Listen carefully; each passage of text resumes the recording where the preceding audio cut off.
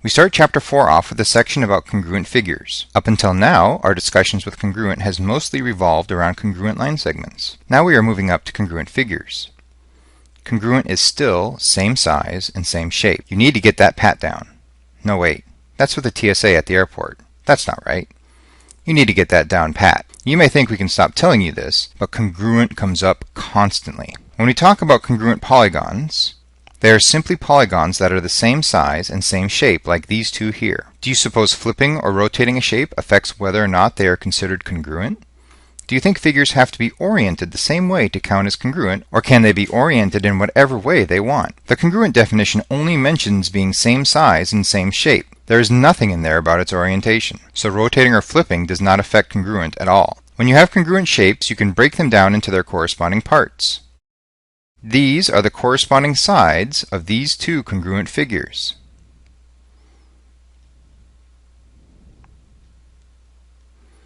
Congruent figures have more than corresponding sides, though.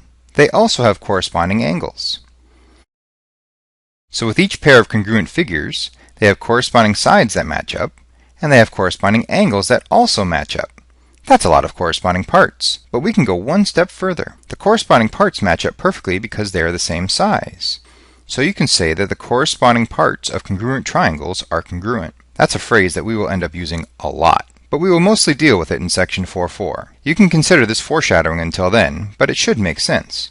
Congruent figures are the same size and same shape, so the pieces that make up those congruent figures should also be the same size and same shape too. When you name congruent shapes, you absolutely, positively, must name them in the correct order so that the corresponding parts line up. Here, everything is alphabetically in order, so it is perfectly okay to say pentagon ABCDE is congruent to pentagon FGHIJ. If you look at those names, you will see that A and F both come first. They correspond to the same vertex. They match up. Similarly, B and G are both second in the names. They also correspond to the same vertex. They match up. Go on down the line and you'll see that every vertex in the first name corresponds to the correct vertex in the second name. However, you don't have to name alphabetically. When we went over naming a polygon, I said that you could start at any vertex you want and then get to choose whether you go clockwise or counterclockwise.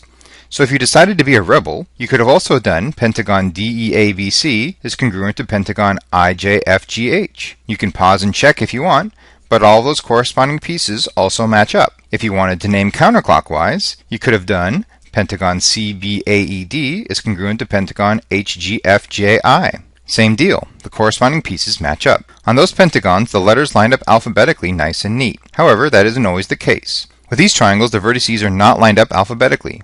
But students will get themselves in trouble by not paying attention. They will often simply do triangle ABC is congruent to triangle DEF, despite the fact that vertex A is clearly not the same as vertex D. But alphabetically that makes sense, so they just write it down. That is not correct, and you will get marked down for it. You need to take the time to make sure the corresponding parts match. It doesn't matter what you name the first triangle, but say I was vanilla and decided to go ABC for the first triangle.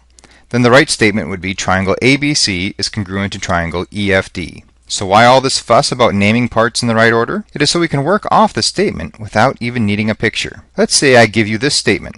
Triangle cat is congruent to triangle dog. I'm not sure how you feel about a cat being the same size and same shape as a dog, but I digress. With this statement, I know 6 congruencies, and I don't even need a picture. But it only works because I know that in statements like this, the corresponding parts need to line up. So written like this, vertex C must correspond to vertex D, since they both come first. Vertex A must correspond to vertex O, since they both come second. And vertex T must correspond to vertex G, because they're both last. Since that is the case, I know that all of these angles must be congruent. I could do all of that without a picture, but we're not done. We also know the corresponding sides are congruent.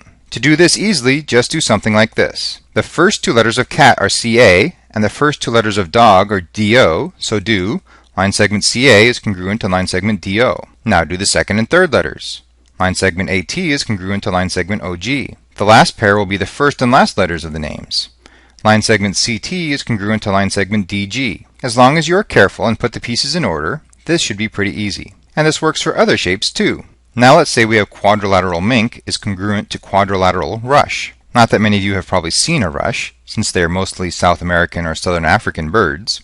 Heck, not many of you have probably seen a mink either, except for mink fur draped around someone's shoulders. But I was running out of unique letters, so mink and rush it is. If you know quadrilateral mink is congruent to quadrilateral rush, then you know 8 congruencies, 4 pairs of angles, and 4 pairs of line segments. The angles are the easiest.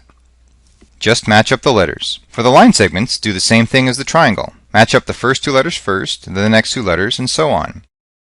You'll end up with this list.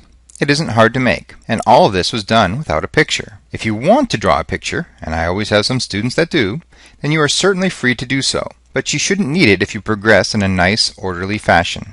Up until now, we have started out with the shapes being congruent. What if I don't know the shapes are congruent, but I want to prove that they are congruent?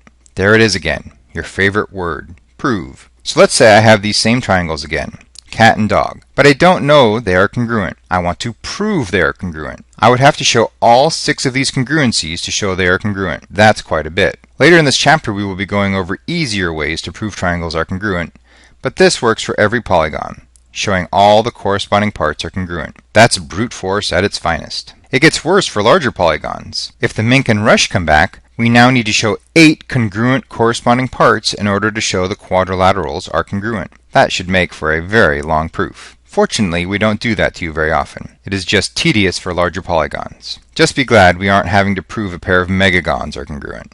The last thing for this section is the third angles theorem. It deals with triangles like these.